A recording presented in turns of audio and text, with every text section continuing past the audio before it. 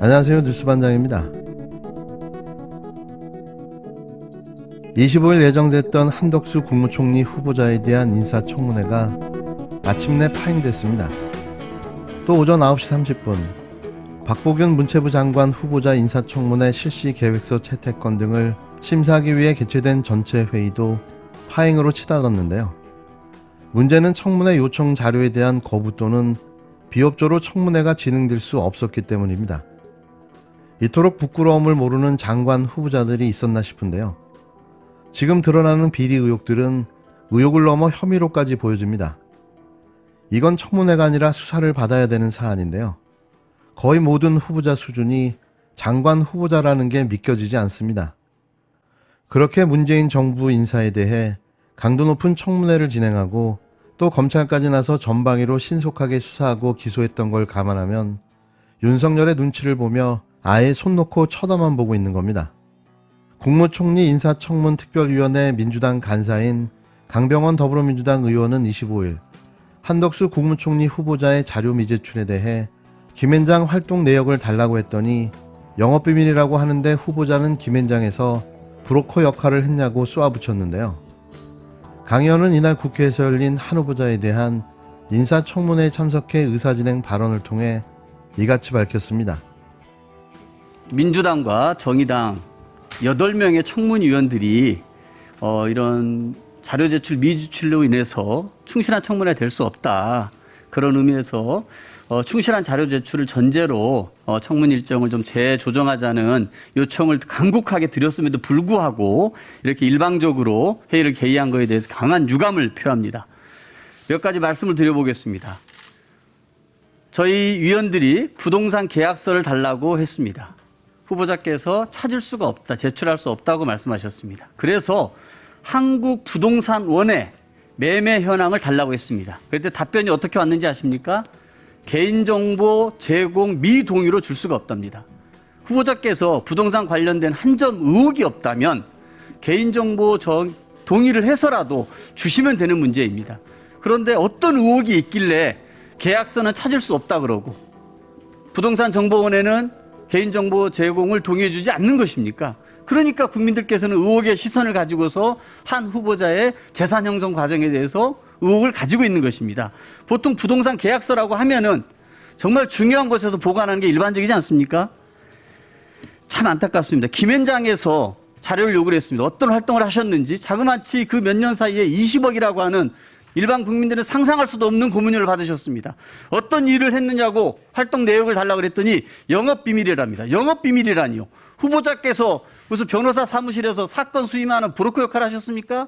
그게 아닌데 어떻게 영업비밀입니까?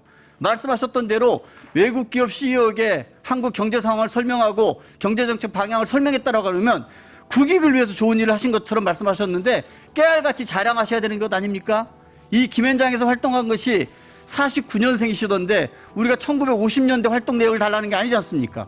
바로 총리 후보자 지명되기 직전에 있었던 직장에서 20억씩 받으면서 하셨던 일에 대해서 국익을 위해서 이렇게 좋은 일을 하셨다 그러면서 이 자료를 영업비밀이라고 못 준다고요? 무슨 뭐 사건 브로커에 섰습니까? 왜 못 준다는 겁니까? 정관 예우도 심각한 문제입니다. 네트워크 구축을 위해서 여러 일을 하셨다고 하셨습니다. 과연 그러면은 전직 총리이자 주미대사로서 어떻게 공직사회에서 이 기업들과의 네트워크를 구축했는지 충분히 소명하시고 국회 검증을 받는 것이 당연한 거 아니겠습니까?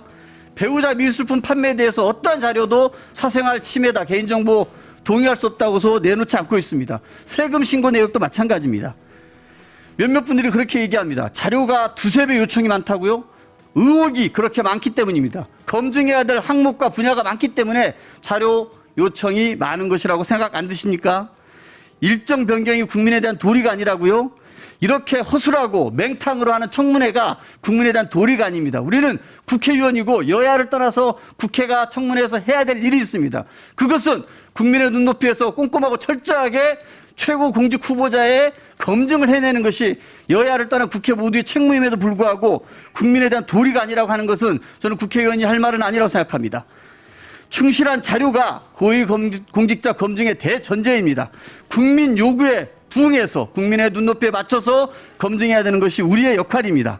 그래서 저희는 민주당과 정의당의 청문위원 12명 중 8명이 자료 제출과 그리고 이를 통해서 충분히 검토하고 청문회를 할 수 있도록 일정 재조정을 요청한 것인데 이런 것을 일방적으로 거부하고 협상을 안 하는 것은 저는 이 국회가 협치의 국회로 갈 수 없다고 생각합니다.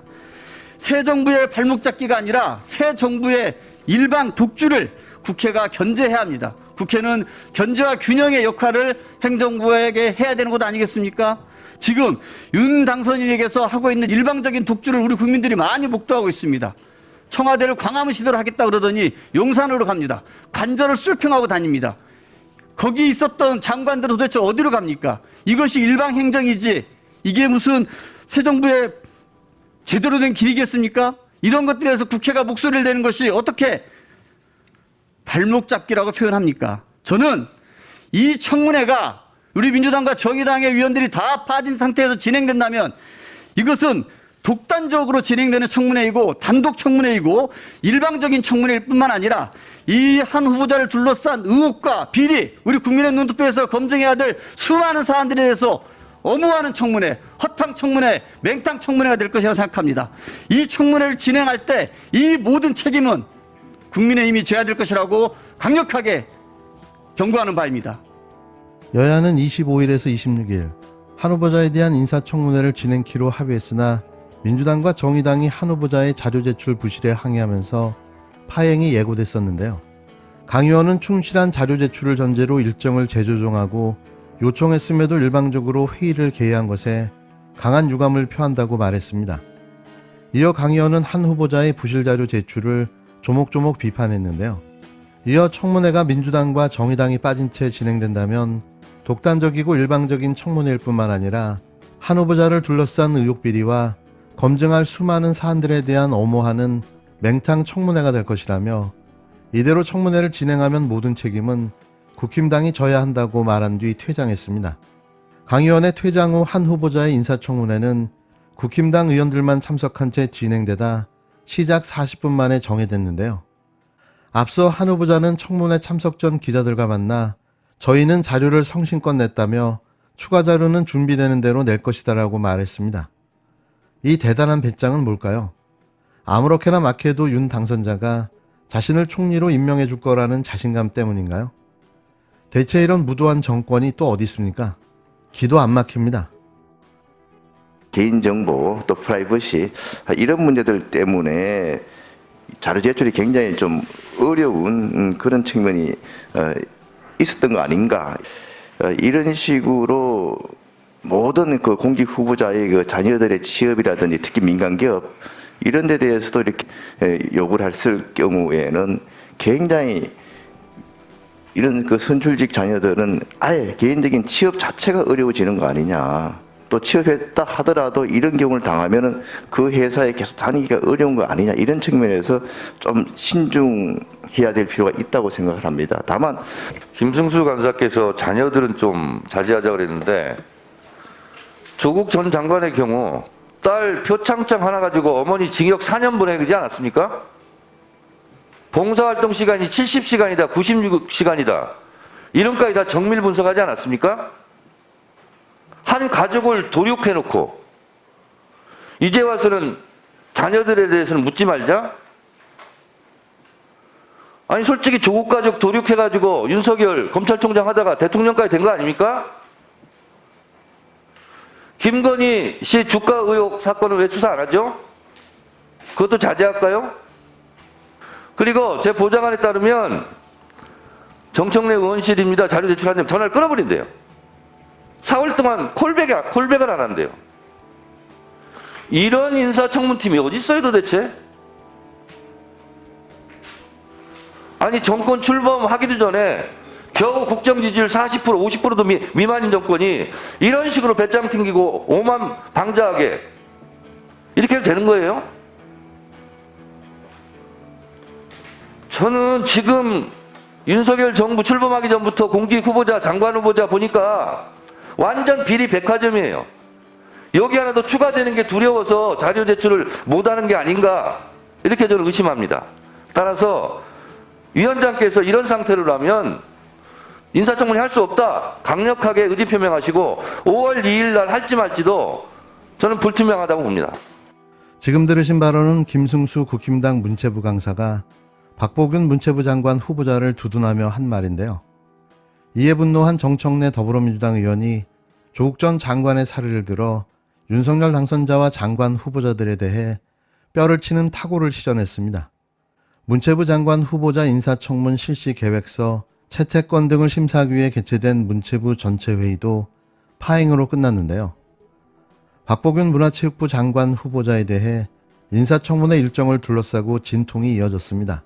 당초 국회 문화체육관광위원회는 25일 오전 전체 회의를 열어 박 후보자에 대한 인사청문 실시 계획서를 채택하고자 했으나 더불어민주당 의원들로부터 자료 제출 미비 등에 대한 문제 제기가 잇따르면서 불발됐는데요. 앞서 국힘당과 민주당은 간사 간 협의를 통해 내달 2일 인사청문회를 여는 일정을 잠정 합의한 바 있습니다. 문체위는 오는 26일 오후 3시 전체 회의를 다시 소집한다는 계획인데요. 문체위 관계자는 내일까지 하루 더 자료 제출 상황을 지켜본 뒤 위원들이 모여 인사청문 계획에 대해 논의하겠다는 방침이라고 밝혔습니다.